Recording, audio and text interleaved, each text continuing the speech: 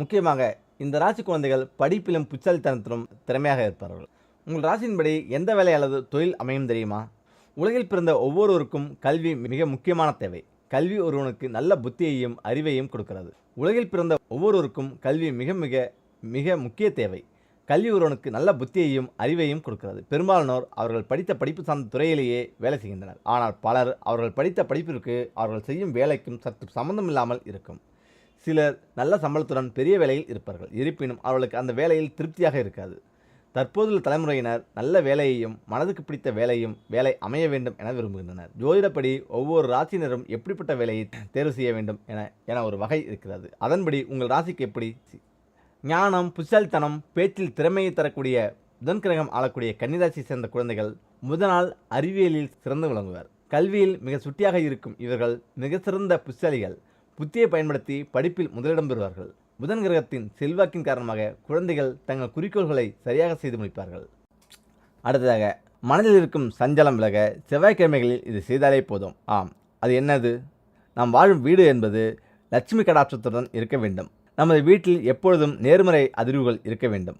இவ்வாறு நமது வீடு சுபிட்சத்துடன் மகாலட்சுமி அம்சத்துடன் இருந்தது என்றால் வீட்டுக்குள் வரும் தீயவர்களின் எண்ணமும் அவர்கள் செய்ய நினைக்கும் தீமையும் பலிக்காமல் போகும். ஒரு சிலரின் மனபயத்தின் காரணமாக இரவில் அவர்களுக்கு உற்சாகம் வராது, உறக்கம் வராது. யாரோ தன்னை பின்தொடர்வது போன்ற உணர்வு ஏற்படும். எப்பொழுதுமே பதற்றத்துடன் இருப்பார்கள்.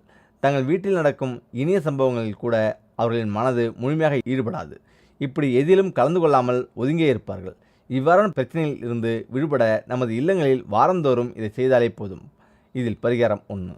செவ்வாய் மற்றும் வெள்ளிக்கிழமைகளில் தவறாமல் விளக்கேற்றி பூஜை செய்ய வேண்டும். அதிலும் சாம்பிராணி புகை போட்டு வீடு முழுவதும் காண்பிக்க வேண்டும். இவ்வாறு செய்வதன் மூலம் நமது வீட்டிற்கும் எதிர்மறை அதிர்வுகள் அடியோடு அழிந்துவிடும். அனைவரும் தங்கள் இல்லங்களில் காமாட்சி அம்மன் விளக்கை ஏற்றி வழிபடுவது வழக்கம்தான். ஆனால் வீட்டில் சுபிட்சம் நிலவும். அதிர்ஷ்டம் வருவதற்கு பஞ்சகவ்ய தீபத்தை ஏற்ற வேண்டும். இந்த பஞ்சகவ்ய தீபம் 5 விதமான பொருட்களில் இருந்து செய்யப்பட்டது. இது பஞ்சபூதத்தின் சக்தியை கொண்டுள்ளது. பஞ்சபூதங்களின் சக்தி நமது இல்லங்களில் பரவி இருந்தால் எந்தவித துர்சக்தியும் நமது வீட்டில் இருக்க முடியாது. வாரந்தோறும் பஞ்சகவ்ய விளக்கு ஏற்றுவதை வழக்கமாக்கிக் கொள்ள வேண்டும்.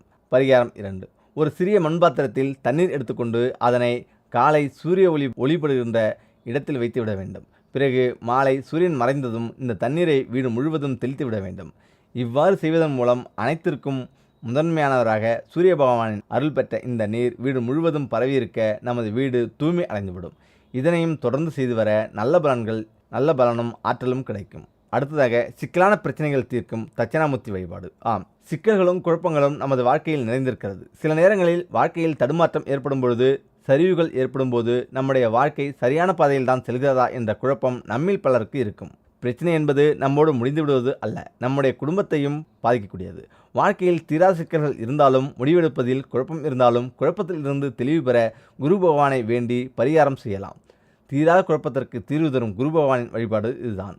தட்சிணாமூர்த்தி வழிபாடு என்றாலே வியாழக்கிழமை என்பது நாம் எல்லோரும் அறிந்த ஒரு விஷயம்தான். இந்த பரிகார பூஜையும் வியாழக்கிழமை அன்று செய்வது சிறப்பினை தேடி வரும். முக்கியமாக நீங்கள் வீட்டின் அருகில் உள்ள தட்சிணாமூர்த்தி சன்னதி இருக்கும் கோயிலுக்கு சென்று அந்த கோயிலில் உள்ள அர்ச்சகரிடம் மேதா சுக்தம் என்னும் மந்திரத்தை சொல்லி தட்சிணாமூர்த்திக்கு அர்ச்சனை செய்யுமாறு சொல்லிவிடுங்கள். இந்த மேதா சுத்தம் என்று சொல்லப்படும் மந்திரம் தட்சிணாமூர்த்திக்கும் சொல்லப்படும், சரஸ்வதி தேவிக்கும் சொல்லப்படும். வாழ்க்கையில் நல்ல வழியை காட்டக்கூடிய தட்சிணாமூர்த்திக்கு இந்த மந்திரத்தை சொல்லி அர்ச்சனை செய்யும் போது நம்முடைய வாழ்க்கையில் இருக்கக்கூடிய பலவிதமான குழப்பங்களுக்கு கூடிய விரைவில் தீர்வு கிடைக்கும். கோயிலுக்கு செல்லும்போது 2 மாதுளை பழங்கள், கொண்டக்கடலை மாலை, முடிந்தால் கொண்டக்கடலையை வேக வைத்து நிவேதனமாக எடுத்து செல்லலாம்.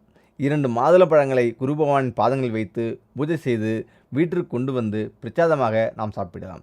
இந்த பொருளையெல்லாம் தட்சிணாமூர்த்திக்கு படைத்து உங்களது பெயரை சொல்லி அர்ச்சனை செய்து கொண்டு 2 நல்லெண்ணெய் தீபங்கள் ஏற்றி வைத்துவிட்டு தட்சிணாமூர்த்திக்கு முன்பாக அமர்ந்து 10 நிமிடங்கள் கண்களை மூடி தியானம் செய்யுங்கள். உங்களுடைய வாழ்க்கையில் இருக்கும் இருள் விலக இந்த வழிபாட்டு முறை உதவியாக இருக்கும். தொடர்ந்து 13 வாரங்கள் வியாழக்கிழமையில் இந்த பரிகார வழிபாட்டினை செய்து வரலாம். வாழ்க்கையில் அவசரமான முடிவை விரைவில் எடுக்க வேண்டும் என்ற தருணத்தில் சிக்கி தவிப்பவர்கள் தொடர்ந்து 13 நாட்கள் இந்த வழிபாட்டை செய்தாலும் நல்ல பலனை பெற முடியும். பரிகாரத்தை தொடங்கும் நாளை மட்டும் வியாழக்கிழமையை வைத்துக் கொள்ளுங்கள். வாழ்க்கையில் விடிவு காலம் பிறக்க வேண்டும் என்று நினைப்பவர்கள் நம்பிக்கையோடு இந்த பரிகாரத்தை செய்யலாம். அடுத்ததாக, இறைவனை எப்பொழுதும் நினைத்திருப்பது பக்தியா, எது உண்மையான பக்தி என்று தெரியுமா? இந்த கதையை கேட்டால் இனிமே ஒரு நாளைக்கு ஒரு முறையாவது இந்த பெயரை சொல்லுவீங்க. ஆம், உண்மையான பக்தி எது என்று பல சமயங்களில் பலருக்கு கேள்வி எழுந்திருக்கும். எப்பொழுதும் இறைவனுக்கு பூஜை செய்து கொண்டிருப்பவர்கள் மத்தியில்தான் இறைவனே இல்லை என்று கூறுபவர்களும் உண்டு. இறைவனுடைய பெயரை உச்சரித்து கொண்டே இருந்தால்தான் சிறந்த பக்தி என்று பலரும் சொல்வது நியாயமா? எது சிறந்த பக்தி என்பதை நிரூபிக்கும் இந்த கதையை நீங்கள் ஒரு முறை படித்தால் இனி இந்த தவறை செய்ய மாட்டீர்கள். இதுதான் ஸ்ரீ வைகுண்டத்தில் இருக்கும் நாராயணன் சிறந்த ஹரிபக்தராக புராணங்கள் மூலம் நாம் அறிந்திருப்போம். எப்பொழுதும் நாராயணா நாராயணா என்கிற பெயரை உச்சரித்து கொண்டே இருக்கும் இவரை விட சிறந்த பக்தன் 7 உலகங்களிலும் இருந்துவிட முடியாது என்றெல்லாம் நினைத்திருப்போம். ஆனால் இவருக்கு வந்த சோதனையை பார்ப்போம். ஒருமுறை ஸ்ரீ வைகுண்டத்தில் மகாவிஷ்ணுவிடம் உரையாடி கொண்டிருந்த நாரதருக்கு தன்னை விட சிறந்த பக்தன் இல்லை என்கிற கர்வம் உண்டானது. ஒரு நாளைக்கு கோடி முறை உங்கள் பெயரை உச்சரிக்கும் நான் தானே உங்களுடைய சிறந்த பக்தன் என்று நாரதர் மகாவிஷ்ணுவிடம் கேட்டார். இதற்கு மகாவிஷ்ணு, இல்லை, உன்னை விட சிறந்த பக்தன் ஒருவன் இருக்கிறான் என்று கூறிவிட்டார். இதனால் அதிர்ச்சி அடைந்த நாரதர், அவர் யார்?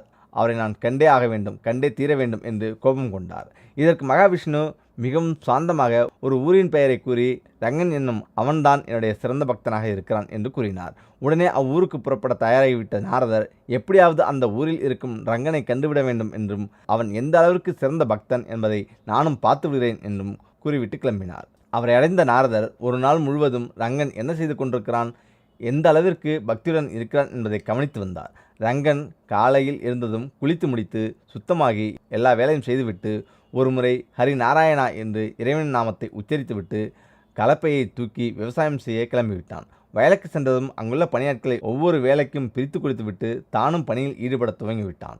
நாள் முழுவதும் அயராத உழைப்பை கொடுத்து எல்லா வேலையையும் செய்துவிட்டு களைப்புடன் வீட்டுக்கு வந்தான். கலப்பையை இறக்கிவிட்டு ஹரி நாராயணா என மறுபடியும் இறைவனுடைய நாமத்தை உச்சரித்துவிட்டு மனைவி பரிமாறிய உணவை சாப்பிட்டுவிட்டு தூங்கிவிட்டான். இதை கண்டு கொண்டிருந்த நாரதருக்கு பெரும் கோபம் ஏற்பட்டது. உடனே மகாவிஷ்ணுவிடம் சென்று, அவன் ஒரு நாளைக்கு 2 முறை மட்டும்தான் உங்களுடைய நாமத்தை உச்சரித்தான், ஆனால் நான் 1 கோடி முறை உச்சரிக்கிறேன். அப்படி இருக்கும் பொழுது அவன் எப்படி உங்களுடைய சிறந்த பக்தனாக முடியும் என்று ஆவேசமாக கேட்டார். நாள் முழுவதும் அவன் பல வேலைகளை செய்து கலப்பில் இருந்தாலும் 2 முறை என்னுடைய பெயரை உச்சரித்தான். ஆனால் ஒரு வேலையும் செய்யாமல் இன்றைய நாள் முழுவதும் வேடிக்கை பார்த்து கொண்டிருந்த நீயோ ஒரு முறை கூட என் பெயரை உச்சரிக்கவில்லை என்று கூறினார். இதை கேட்ட நாரதர் தன் கர்வம் கலைத்து சாந்தம் ஆகிவிட்டார். எனவே எவ்வளவு நேரம் இறைவனுடைய நாமத்தை உச்சரித்து இறைவனை நினைக்கிறோம் என்பது முக்கியமல்ல.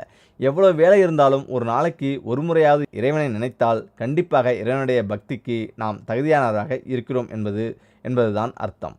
மனமும் சாந்தமாகும். இது வீட்டில் ஆண்கள் விளக்கேற்றினால் என்ன நடக்கும் தெரியுமா? ஆம், பணம் வந்த வேகத்தில் விரயமாகிறதா? வாத்துகள் காரணங்கள். ஆம், எவ்வளவு சம்பாதித்தும் வீட்டில் பணம் தங்குவதில்லை என சிலர் புலம்புகிறார்கள். எதற்காக செலவு செய்கிறோம் என்று தெரியாமல் பணம் பல வகையில் செலவாகிறது. வீட்டு வாஸ்து அமைப்பிற்கும் பண விரயம் ஆவதற்கும் ஏதேனும் சம்பந்தம் உள்ளதா என பார்ப்போம். தென்மேற்கு பகுதியும் பணமும். ஆம், குடும்பத் தலைவர் தென்மேற்கு பகுதி அறையை படுக்கை அறையாக பயன்படுத்தாமல் இருப்பது நல்லது. தென்மேற்கு அறையில் மட்டுமே பணப்பெட்டியை வைக்க வேண்டும். பணத்தை தேக்கு மரப்பெட்டியில் வைப்பது மேலும் சிறப்பு. எதையும் தேக்கி வைத்து கொள்ளும் என்பதால் தான் தேக்கு மரம் என்று பெயர் இருந்தது. அதாவது நீங்கள் கட்டுக்கட்டாக பணம் வைக்க வேண்டியதில்லை. ஏதோ 100-200 வைத்தால் கூட இதுபோல் வைக்க வேண்டும். மற்றபடி பேங்கிலோ வைத்துக்கொள்ளலாம். அதன் உறுதியான நிலைத்தன்மை நம்மிடம் பணத்தை தங்கிட செய்யும். வடமேற்கு பகுதியும் பணமும். வீட்டின் வடமேற்கு பகுதி பாதிக்கப்பட்டிருந்தால் பண விரயமாகும் வாய்ப்புகள் இருக்கும். பணம் எப்படி விரயமாகிறது என்று பார்க்க வேண்டும். மற்றவர்களுக்கு கடனாக கொடுப்பதோ அல்லது ஜாமீன் கையெழுத்து போன்று ஏதேனும் இருந்தால் அதுவும் விரயமே. இது நிச்சயம் உங்கள் வீட்டில் வடக்கும் மேற்கும் சந்திக்கக்கூடிய வடமேற்கு மூலையில் தவறு இருக்கலாம். உதாரணமாக, வடமேற்கு கூரைப்பகுதி தாழ்வாக இருப்பது. நாம் ஒவ்வொருவரின் வாழ்க்கையிலும் பணம் என்பது மிக முக்கியமானது. சுப செலவானது திருமணம், வீடு கட்டுதல் போன்ற செலவுகள் செய்ய நேர்ந்தால் நல்லது. அதுவே மருத்துவ செலவுகள், கோர்ட் கேஸ் போல விரய செலவாகவும் வீண் செலவாகவும் இருக்கக்கூடாது. செல்வம் குறைய வேறு முக்கிய காரணங்கள் இதுதான். வீட்டில் ஆண்கள் விளக்கேற்றினால் வீட்டில் உள்ள பணம் விரயமாகும். குழாய்களில் தண்ணீர் சுற்றுவது இருந்தால் வீணாகும் நீரை போல வீட்டில் உள்ள செல்வ நிலையும் வெளியேறும். அதே நேரம் ஈரத்துணிகள் போட்டு வைப்பது. வீட்டில் குறைந்தபட்ச வெளிச்சமில்லாமல் மின்சாரம் சேமிப்பது. வீட்டில் அதிக குப்பைகள் மற்றும் ஒட்டடை இருப்பது. சூரிய மறைவுக்கு பின் வீட்டை பெருக்குவது, துடைப்பது. தேவையில்லாத பொருட்களை வீட்டின் பரன்மேல் வைத்திருக்கும் போது எதிர்மறை எண்ணங்களை உருவாக்கும். பறவைகளுக்கு, தெருநாய்களுக்கு உணவு வழங்கினால் பணவிரயம் குறையும். மேற்கண்ட வழிமுறைகளை உணர்ந்து வாஸ்தவர்களை களைந்து சிறப்பாக வாழ வாழ்த்துக்கள்.